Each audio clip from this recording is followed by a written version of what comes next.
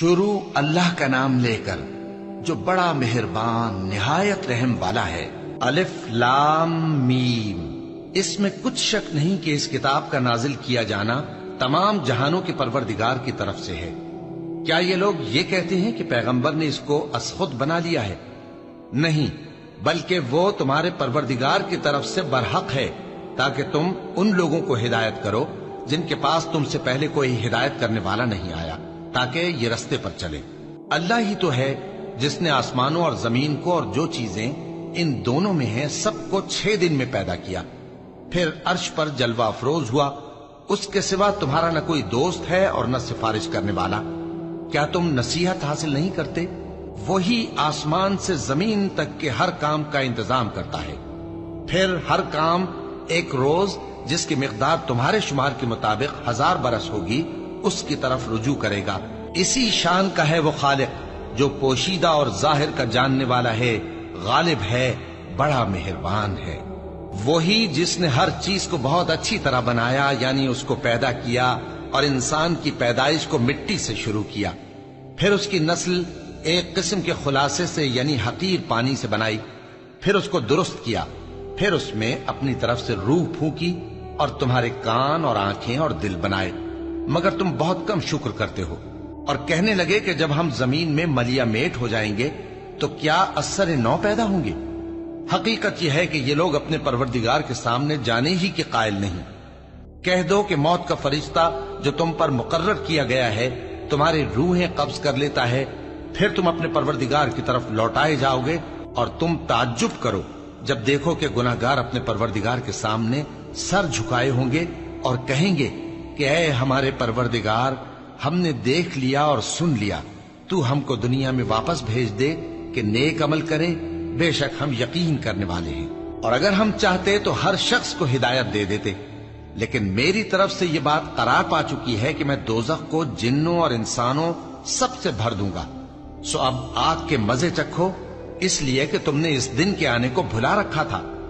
آج ہم نے بھی تمہیں بھلا دیا ہے، اور جو کام تم کرتے تھے ان کی سزا میں ہمیشہ کے عذاب کے مزے چکتے رہو۔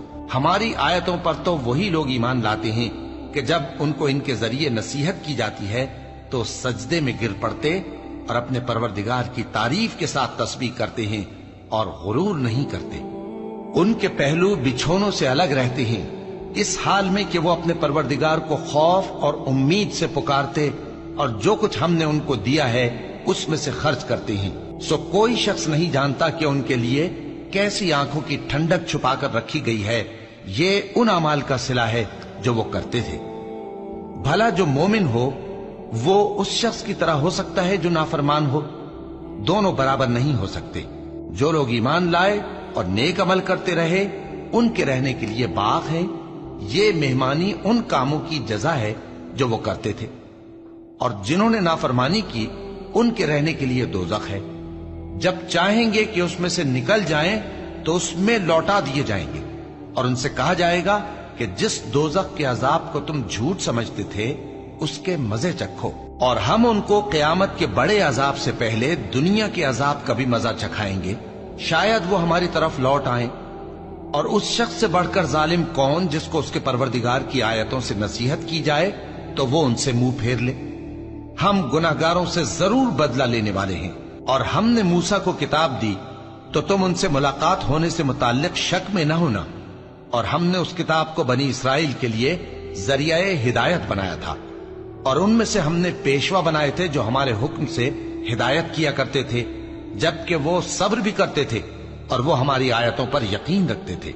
بلا شبہ تمہارا پروردگار ہی ان میں جن باتوں میں وہ اختلاف کرتے تھے قیامت کے روز فیصلہ کر دے گا۔ کیا ان کو اس امر سے ہدایت نہ ہوئی کہ ہم نے ان سے پہلے بہت سی امتوں کو جن کے رہنے کے مقامات میں یہ لوگ چلتے پھرتے ہیں ہلاک کر دیا؟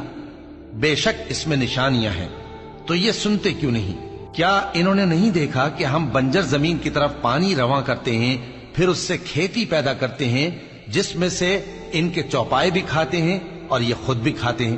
تو یہ دیکھتے کیوں نہیں؟ اور کہتے ہیں اگر تم سچے ہو تو یہ فیصلہ کب ہوگا؟ کہہ دو کہ فیصلے کے دن کافروں کو ان کا ایمان لانا کچھ بھی فائدہ نہ دے گا اور نہ ان کو مہلت دی جائے گی، تو ان سے منہ پھیر لو اور انتظار کرو، یہ بھی انتظار کر رہے ہیں۔